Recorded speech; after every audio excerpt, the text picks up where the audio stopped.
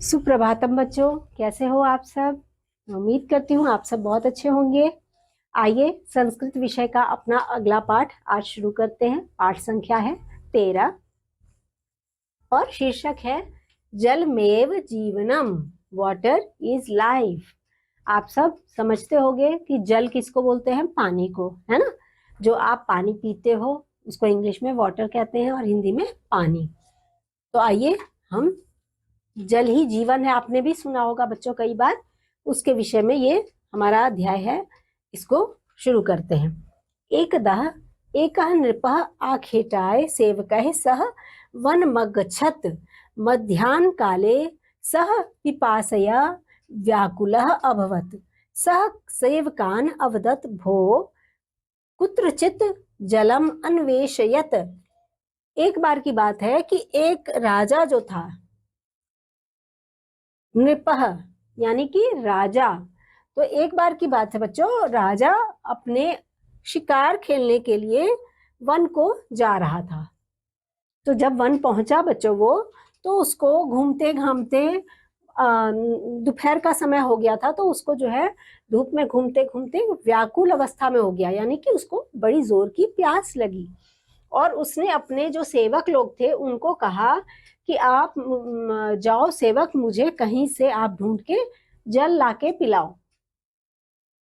सेवकाः तस्यादेशेन इतस्ततः जलम अन्वेषयन्ति, परं तेभ्यः जलं न लभते। ते प्रत्यावर्तन्ते। तदा राजा वदति स्म, यदि अस्मिन् काले कोऽपि मह्यं वारि यच्छेत् तु तस्मै अर्ध राज्यमपि यच्छेयम्। तदा कस्मात् कोऽपि ग्रामीणः जलपूर्णेन घटेन सह तस्मात् मार्गात् ग्रामं गच्छति स्म। उनके आदेश के अनुसार बच्चों, जब राजा ने आदेश किया कि मेरे लिए सेवक आप लोग जाओ और कहीं से जल का प्रबंध करो, मुझे बहुत जोर की प्यास लगी है, तो वो सेवक लोग जो थे वो आसपास के एरिया में, मतलब प्रांत में घूम के आए। उनको कहीं पे भी जल नहीं मिला। उन्होंने काफी इधर उधर जल का पता किया, लेकिन उनको जल नहीं मिला। तो वो राजा के पास वापस लौट आए। राजा ने कहा, यदि इस समय मुझे कोई जल ला देता तो मैं उसे आधा राज्य दे दूंगा। तो इतनी जोर की प्यास लगी थी, आप समझ सकते हो बच्चों, क्योंकि राजा ने क्या बोला बच्चों उनको, राजा ने बोला कि अगर इस समय मैं इतना प्यासा हूं, मुझे कोई जल ला के दे देगा तो मैं उसे अपना आधा राज्य दे दूंगा। तभी अचानक कोई भी ग्रामीण जल से भरे घड़े के साथ उस मार्ग से गांव जा रहा था। राजा ने पूछा, भले मानस तुम्हारे घड़े में क्या है? वह बोला, महोदय यह जल है। नृप तं पृच्छत, भद्र त्वं घटे किमस्ति? स अवदत्, महोदय इदं वारि अस्ति। नृपः अपृच्छत, इदं वारि कुतः आनयसि? सः अवदत्, समीपे एका लता कुंजे एकः कूपः अस्ति, ततः इदं जलमानयामि। नृप यानी कि, नृप का मतलब क्या होता है बच्चों? राजा। ये राजा ने उस आदमी से पूछा जो सामने से आ रहा था और उसके घड़ा था उसके साथ, और राजा ने उससे पूछा था कि तुम क्या लेकर जा रहे हो घड़े में? तो उसने आदमी ने कहा था कि मैं इसमें जल लेकर जा रहा हूं। तो बच्चों अगला सवाल राजा ने क्या किया, उन्होंने पूछा कि यह जो तुम जल ला रहे हो ये कहाँ से ला रहे हो? तो उस आदमी ने बोला कि एक पास में ही एक लता कुंज है, यानी कि काफी हरी भरी बस्ती सी है, वहां पर पेड़ पौधे हैं काफी, और वहां पर एक कुआं है, उस कुएं में से मैं ये जल लेकर आया हूँ। नृपः अवदत्, वयं सर्वे पिपासाकुलाः स्मः, यदि त्वम् अस्मान् वारि पाययिष्यसि तु तुभ्यं पारितोषिकं दास्यामि।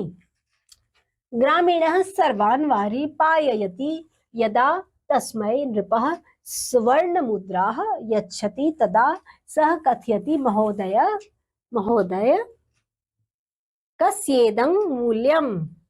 नृप ने बोला, राजा ने बोला, वारिणः ग्रामीणः, महोदय किं कोऽपि वारिणः मूल्यदाने समर्थः अस्ति। नृपः चिन्तयति पुनः च वदति नैव नैव अर्धराज्येन किं पूर्ण राज्येनापि वारिणः मूल्यदाने कोऽपि समर्थः न। सर्वस्रष्टा प्रभुः विना मूल्यमेव अमूल्यं वारि सर्वेभ्यः प्रयच्छति परं भद्र पुरुष। भद्र पुरुष किसको बोलते हैं बच्चों? जो एक सज्जन पुरुष होता है उसको। स्वपरिश्रमस्य पारितोषिकं तु अधिगच्छ। बच्चों देखो, राजा ने उससे फिर क्या पूछा, जब उसने बताया कि समीप में एक कुआं है, मैं वहीं से ये जल लेकर आ रहा हूं, तो अगला सवाल राजा ने उससे क्या किया? अगला सवाल जो था राजा का वो था कि हम सब प्यास से बेचैन है, यदि तुम हमें जल पिलाते हो तो हम तुम्हें इनाम देंगे। किसने कहा? राजा ने कहा। और ग्रामीण ने सबको पानी पिलाया। ये सुनकर ग्रामीण जिसके पास घड़ा था उसने सभी को पानी पिला दिया। और जब राजा ने उसे सोने की मुद्राएं दी, यानी कि जैसे आजकल आपने देखा होगा ना बच्चों, हम कुछ भी सामान खरीदते हैं, बोतल में पानी खरीदते हो आप दुकान से या दूध खरीदते हो, आप क्या देते हो बच्चों? पैसे, रुपए देते हो ना। वैसे ही पहले राजा के समय में जब राजा महाराजा होते थे तो मुद्राएं दिया करते थे। जब वो किसी को कुछ सामान लेते थे, क्या देते थे बच्चों? मुद्राएं, मतलब सिक्के होते थे और उनको मुद्राएं कहा जाता था। तो उन्होंने मुद्राएं उन्हें इनाम में दिया। और ग्रामीण ने सबको पानी पिलाया। जब राजा ने उसे सोने की मुद्राएं दी, सोने की मुद्राएं थी, वो राजा ने उसको दिया। तब वह कहता है, महोदय यह किसका मूल्य है? राजा ने बोला, जल का। राजा ने बोला, ये जो तुमने जल पिलाया है उसका मूल्य है। और जब राजा ने उसे सोने की मुद्राएं दी तब उसने ये बात कही कि ये जल का मूल्य है। राजा बोला, जल का। ग्रामीण बोला, महोदय क्या कोई भी जल का मूल्य देने में समर्थ है? राजा ने बोला कुछ सोचकर कि फिर कहता है कि नहीं नहीं, आधे राज्य से तो क्या पूरा राज्य भी देकर कोई भी जल का मूल्य देने में समर्थ नहीं है। सृष्टि के रचयिता प्रभु बिना मूल्य के ही अमूल्य जल सभी को देते हैं, परंतु भले मानस अपने परिश्रम का तो पुरस्कार ग्रहण कर लो। ऐसे बोला। किसने बोला बच्चों? राजा ने बोला उस ग्रामीण से। नृपः वारिणः ग्रामीणः महोदय किं कोऽपि वारिणः मूल्यदाने समर्थः अस्ति। नृपः चिन्तयति पुनः च वदति नैव नैव अर्धराज्येन किं पूर्ण राज्येनापि वारिणः मूल्यदाने कोऽपि समर्थः न। सर्वस्रष्टा प्रभुः विना मूल्यमेव अमूल्यं वारि सर्वेभ्यः प्रयच्छति परं भद्र पुरुष स्वपरिश्रमस्य पारितोषिकं तु अधिगच्छ। ग्रामीणः कीदृशः श्रमः ईश्वरः यदि विना मूल्यमेव वारि यच्छति तर्हि वारिदानाय किमहं पारितोषिकम् अधिगच्छेः। अमूल्यं वस्तु विना मूल्यमेव प्रदास्यामि पिपासितेभ्यः वारिणः दानं सर्वेषां कर्तव्यमस्ति, अतः अहं पारितोषिकं नैव इच्छामि। नृपः भद्र धन्यः असि त्वं परोपकारं करोषि अन्यच्च पारितोषिकमपि न इच्छसि। ग्रामीणः पुनः घटं नीत्वा कूपं प्रति गच्छति, ततः स घटे जलं पूरयित्वा ग्रामं प्रति गच्छति। अब आपने देखा कि राजा और जो वो ग्रामीण था उसके बीच में वार्तालाप चल रही है। राजा से उसने बोला कि राजा कोई जल का मूल्य कोई दे सकता है? तो जब उसने ये सवाल किया राजा से तो राजा ने कहा कि नहीं नहीं, जल ऐसी चीज है कि इसका कोई मूल्य नहीं दे सकता है। पर ग्रामीण तुमने हमें जल पिलाया तो उस परिश्रम के वजह से, जो आप परिश्रम यानी कि वो कुएं पे गया, उसने कुएं से जल भरा और घड़े में लेकर पैदल पैदल आकर उसने जल पिलाया था, तो उसके एवज में तो तुम कुछ ना कुछ हमसे ये मुद्राएं ले ही सकते हो। तो ग्रामीण ने जब ये सुना बच्चों, उसको आगे उसने क्या बुलाया बोला कि उसने ये सबको पानी पिलाया, और उसने उसके बाद जब ये वार्तालाप हो रही थी तो उसने ये बोला कि सृष्टि के रचयिता, सृष्टि के रचयिता यानी कि प्रभु, है ना, प्रभु जो है वो बिना जल का मूल्य लिए हुए सबको ऐसे ही अमूल्य जल सभी को देते हैं, परंतु भले मानस अपने परिश्रम का तो पुरस्कार ग्रहण कर लो।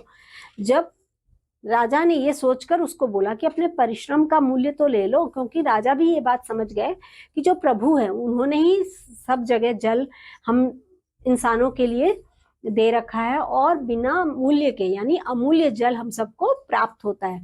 पर तुम तो ये परिश्रम करके लाए हो ना जल, तो इसीलिए मैं तुम्हें यह ग्रहण करने को मुद्राएं दी है, इसे ग्रहण कर लो। ग्रामीण ने बोला, कैसा परिश्रम? यदि ईश्वर बिना मूल्य के ही जल देता है तो जल का दान करने के लिए मैं इनाम क्यों लूं? देखो बच्चों, उसने कितनी अच्छी बात कही। उसने कही, ग्रामीण ने, कि जो ये प्रभु हैं ये तो बिना मूल्य के ही सबको जल ऐसे ही देते हैं, तो क्या मैं इतना भी नहीं कर सकता कि मैं वो थोड़ा सा वहां पे जाकर और जल भर कर लाऊं और मैं किसी को पिलाऊं? क्या मैं इतना परिश्रम भी नहीं कर सकता? इसका भी मैं मूल्य लूं? नहीं नहीं, मैं ऐसा नहीं कर सकता। देखो बच्चों, कितनी अच्छी बात कही उसने। अब राजा ने उस ग्रामीण की अच्छाई को देखकर क्या बोला इस पर? बोला, भले मानस तुम धन्य हो, तुम परोपकार करते हो और फिर पुरस्कार भी नहीं चाहते हो। ग्रामीण फिर घड़ा लेकर कुएं की ओर चला जाता है और घड़े में जल भरकर गांव की ओर चला जाता है। राजा और नौकर ग्रामीण की बार बार प्रशंसा करते हैं, और राजा कहता है कि सौभाग्य से ही जल प्राप्त हुआ, अन्यथा जीवन असंभव था। जल का मूल्य देने में हम सब असमर्थ हैं, अमूल्य जल का मूल्य देने में कोई भी समर्थ नहीं है। राजा को ये बात समझ में आ गई कि देखो, उस ग्रामीण ने अपने परिश्रम से लाया हुआ जल हमें ऐसे ही पिलाया, उसका हमने बोला भी तो भी उसने पुरस्कार भी नहीं लिया, और वो खुशी खुशी हमें जल पिलाकर गया। तो ये बात उन्होंने अपने सैनिकों को बताई कि देखो, हमें जल ही जीवन है और जल को बिल्कुल भी बर्बाद नहीं करना चाहिए, और अमूल्य है, उसका कोई मूल्य नहीं लगा सकता। तो जल के बिना जीवन नहीं है, क्योंकि आज जो हालत हो गई थी राजा की, और जब उसको जल मिला तो उसका मन शांत हुआ, उसको लगा कि अब मेरे जीवन बचा लिया इस ग्रामीण ने। ऐसा ही लगा था ना बच्चों उसको, क्योंकि वो बहुत व्याकुल हो उठा था। तो इस पाठ से हमने आज ये सीखा कि जल ही जीवन है, जो कहावत है, हमें इसको सदा याद रखना चाहिए। बच्चों, आज के इस पाठ में इतना ही। संस्कृत के अगले पाठ में एक बार फिर मैं आपको फिर से मिलूंगी। तब तक के लिए बच्चों, बाय बाय।